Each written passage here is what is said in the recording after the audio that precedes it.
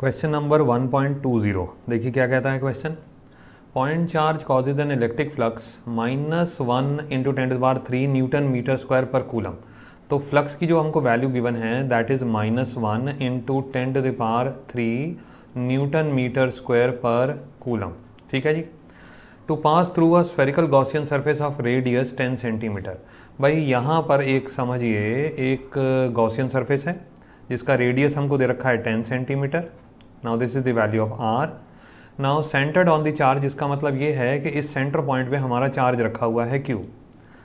If the radius of Gaussian surface were doubled, radius की value आपने double कर दी, तो क्वेश्चन में पूछता है कि फ्लक्स की वैल्यू कितनी हो जाएगी।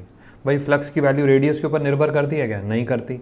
तो फ्लक्स हम ध्यान सिंपल है, ये बहुत सिंपल क्वेश्चन है, कोई बहुत मुश्किल क्वेश्चन है ही नहीं। ऐसे क्वेश्चन में एक सिंपल फार्मूला लगाया करो, Q/ε0। अब Q का मतलब हो गया चार्ज इनक्लोज्ड, चार्ज में तो कोई चेंज नहीं हो रहा ना। ε0 क्या है? कांस्टेंट वैल्यू है। और जब दोनों में कोई चेंज ही नहीं हो रहा तो बताइए फ्लक्स चेंज होगा क्या? सिंपल है, तो फ्लक्स विल रिमेन सेम। तो मैं बोलूँगा no change in flux. Core statement क्या है कि flux is independent of the dimensions of the body, it only depends on charge enclosed by the body. ठीक है ना। Since charge enclosed is not changing at all, since the value of ε0 is not changing at all, hence the total flux will remain same, no change in flux. दूसरे part में question के बोलता है what is the value of point charge. ये वही आसान है, ये क्वेश्चन आसान है, कोई बहुत मुश्किल नहीं है। Q/ε0 मैंने यहाँ रखा is equal to flux. Now since flux की वैल्यू हमारी गिवन है -1 × 10⁻³।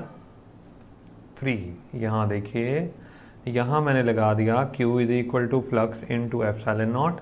फ्लक्स की वैल्यू है -1 × 10⁻³ ε0 का वैल्यू 8.85 × 10⁻−12। तो फाइनली ये वैल्यू हमारा आने वाला है -8.85 10⁻³ और 10⁻−12 को सॉल्व करोगे तो कितना बनेगा? 10⁻−9। सिंपल शब्दों में इसको क्या लिख सकते हो? -8.85 नैनो कूलम, ऐसे भी आप लिख सकते हो।